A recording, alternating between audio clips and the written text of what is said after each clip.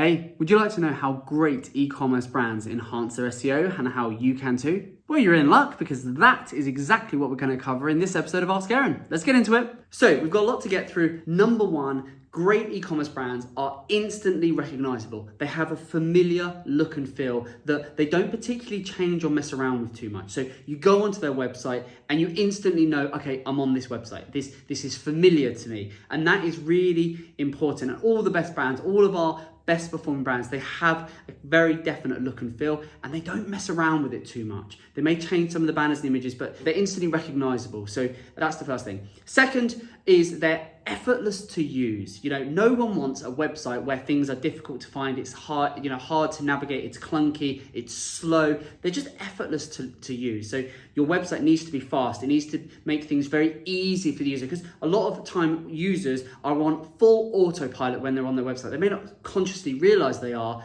but we're so used to being on the internet. We're so used to being on websites. I was going to say surfing. Who says surfing anymore? But we're so used to being on the internet that now we're on autopilot and we just want to click around, view the product, check out, buy, and we're gone. So make sure your website doesn't make someone have to stop and think and go, oh, okay, well, what, how, why? All of our websites are just very effortless, very seamless to use. They also have a consistent use of colors and imagery. Now, obviously that will change with seasonality, it will change with different promotions or offers you're running, but there's a consistency there around sort of the colors and the style and the type of photography that they're using and the style of images. So being consistent with that, it ties back to that being instantly recognizable. And again, all of the best brands, and I'm not talking about huge tens and tens of millions. I'm not talking about those brands. I'm talking about brands typically that, anything from $1 million up to sort of 25, 30 million. That is where I have had my career experience. Those are the brands that I've worked with, and this is true for all of them and all of our clients. They tick every one of these 16 boxes. So consistent use of color images. They also have consistent brand language and terminology. IP for that brand, ways of phrasing things, ways of describing things, ways of presenting things, ways of highlighting messages and calls to actions. They're on brand. They look and feel a certain way. And again, it's very, very important. And all of our brands have a style guide, a brand book essentially that very clearly outlines the type of messaging, the language that we should be using, the terminology, the little quirks for that brand. It's another really good one that a lot of brands have, so make sure you have that. I sort of alluded to this one, but make stuff really easy to find. So make sure you have a search function on your website that's nice and prominent. Make sure that your phone number is very prominent. Don't go hiding it. A lot of brands like to hide, we don't want to be contactable. People won't use it. 99 people will not use that phone number, but just it's there. It's a trust signal. Okay, if I want to, if something goes wrong, something's delayed, if I don't get the product, I can phone them. That key, we make sure that's always on there. Make sure that you're ultimately building your product offering around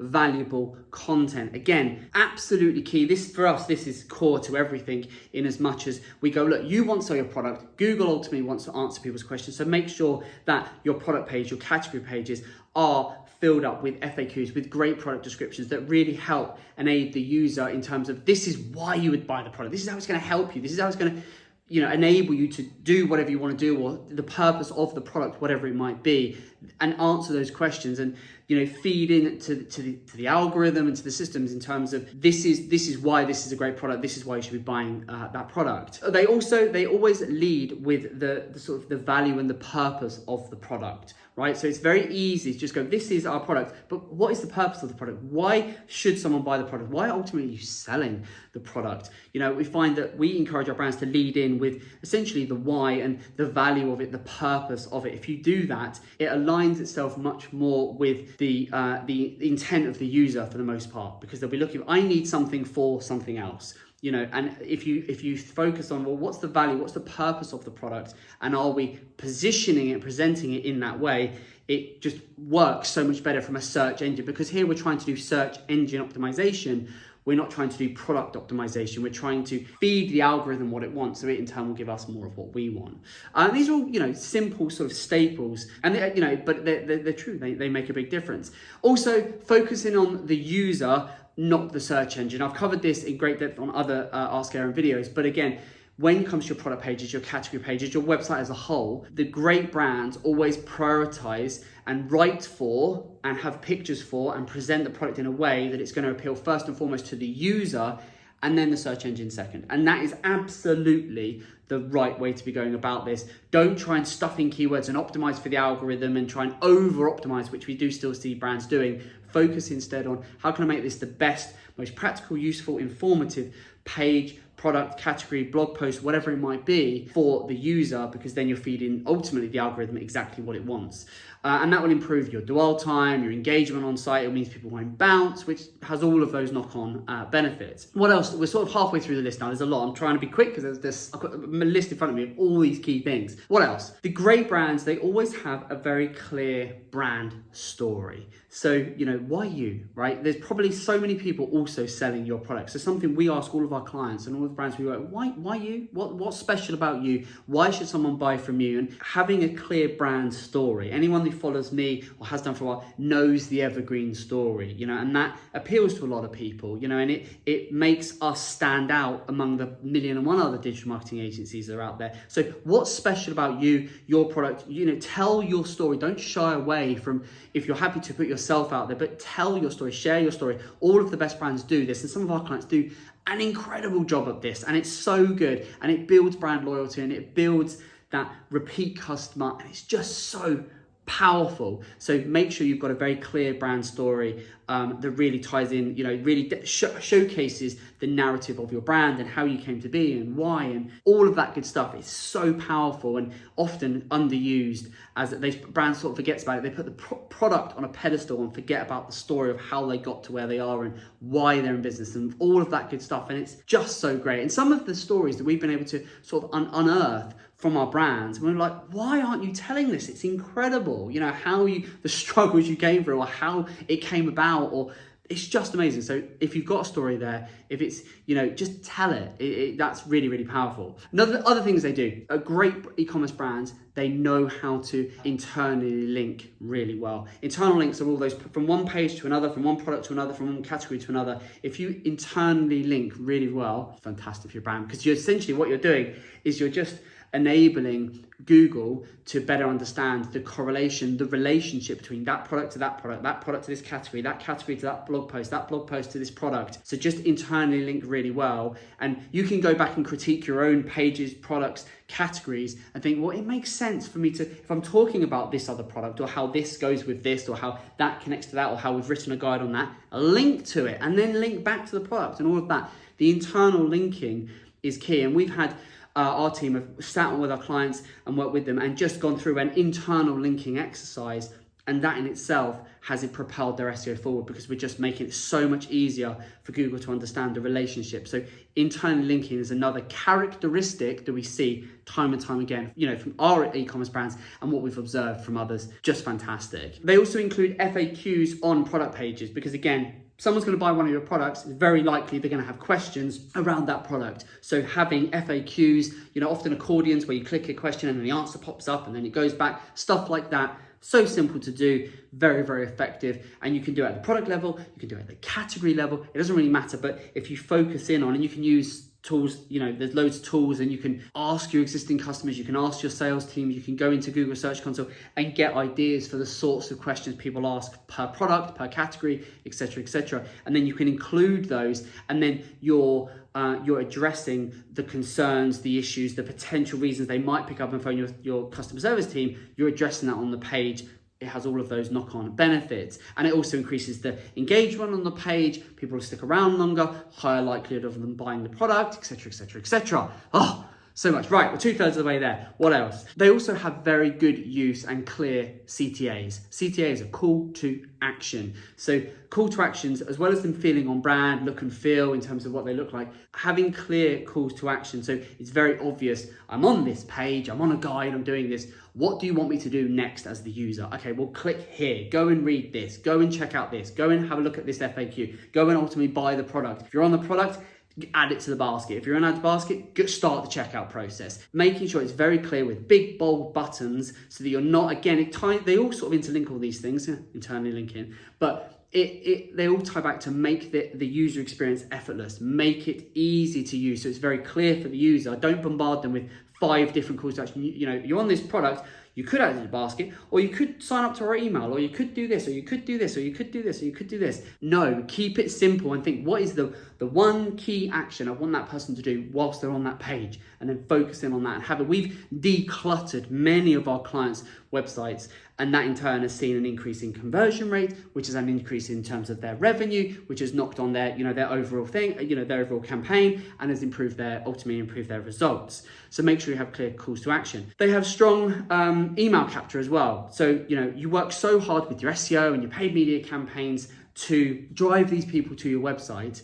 Now, the fact is only a very small, 2, 3, 4, 5% of people at any one time are going to buy your product at that time. They may come back, they may then do a brand search and come back at a later date, but you're never going to convert, you know, the vast majority of people that you spend time and money and energy, you know, acquiring and driving to your website. So one of the most powerful things you can do, and one that every single one of our brands are doing, and we do it ourselves. We're classic cobbler shoes syndrome. We didn't do it ourselves for years, and we've now finally sort of gone, yeah, we probably should, you know, do what we tell everyone else to do.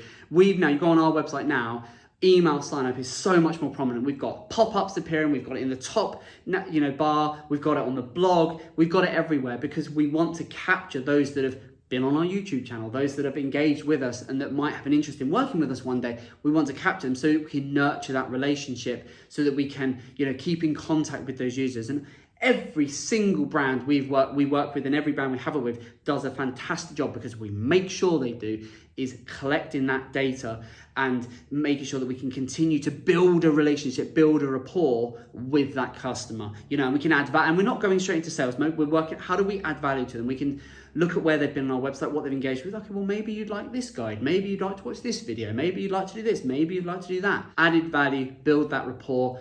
Far better than them leaving and then never thinking about our brand and never coming back onto our website. So they do a really good job. All the best brands do a fantastic job of capturing emails. They also focus on gaining visibility for the topic, not the keyword. And again, I've done a video on this. I'll include the link to that in the description of this video. But focusing on topics, not keywords. So old school SEO mentality is, right, we want to be number one for this keyword. The reality of it is, even if you're number one for a set keyword for one user, the next user, you're probably second or third. The next user, you might not even appear, because there's so many, everyone now sees custom search results. So the idea of being number one, so it doesn't really apply. It's still indicative of, you know, your overall visibility, but we instead focus on topics and have done for years. So we sort of say, right, well, what is the topic that encompasses that product, that category of products? As a topic, let's list the 10, 15, 20 keywords, and let's pull the average position for that cluster of keywords for that topic. And let's benchmark against that, because there's natural flux within the search results. Every user gets, but if we can say on average for 20 keywords that encompass that topic, we were 10 on average, we're now 6. That shows fantastic progress to where we want to ultimately get to. And so they always focus, I can't talk for the brands we don't work with, but for the brands we do work with, every one of them is focused on topic clusters of keywords, rather than here's my set list of 5 keywords, I don't care about anything else. We have clients saying that to us. We go, no, we need to re-educate you on what good SEO, good optimization, good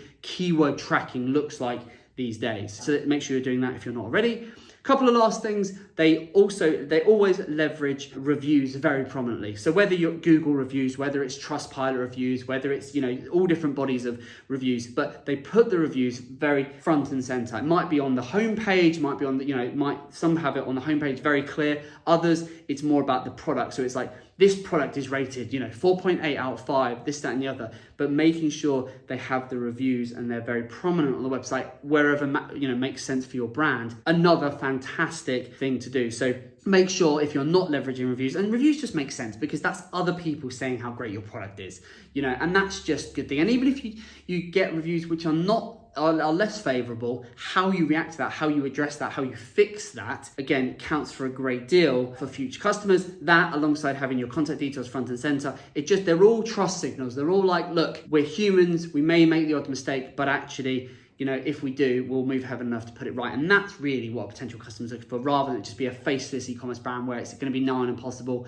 if on the off chance something goes wrong. And this is what we have to educate our clients on, is just saying, look, don't hide away, you know, tell your story, put your contact details front and center, get your reviews out there, be honest and open, because these days people can see through, BS, and they just want to know that they're dealing with real people. And, if on the odd occasion something goes wrong, you can deal with it. And that's where reviews are fantastic. And lastly, on a similar vein as reviews, is testimonials. Testimonials are, for obvious reasons, just a fantastic thing to have and to showcase that, look, we say we're brilliant, but so do our clients. So do the people that have bought our product. Here's what they had to say, and featuring them very prominently, and always putting a name to it. Always putting it, from so-and-so who's the, if it's from a B2B or if it's a B2C, but just putting a name to something just gives it that level of authenticity, builds that trust. So leveraging testimonials, again, some of our clients have them very prominently, others, they squirrel it away in the most relevant places on their website. But just leveraging testimonials is, again,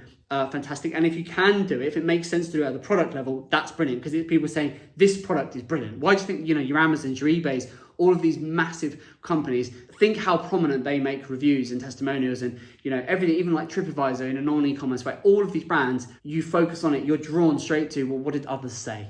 And by using reviews, testimonials, it just triggers that, and all of the best brands are doing that. So, wow, that is quite a marathon. There's a lot covered there. Hopefully there's just 2 or 3 that you're thinking, John, I'm not doing, but maybe I can do and I can take and deploy into my brand. Let me know what you think of this in the comments. If you haven't already, do subscribe, and I'll keep the videos coming because I'm having such fun recording these. So thank you so much for watching them, and we'll see you on the next one. All the best. Take care.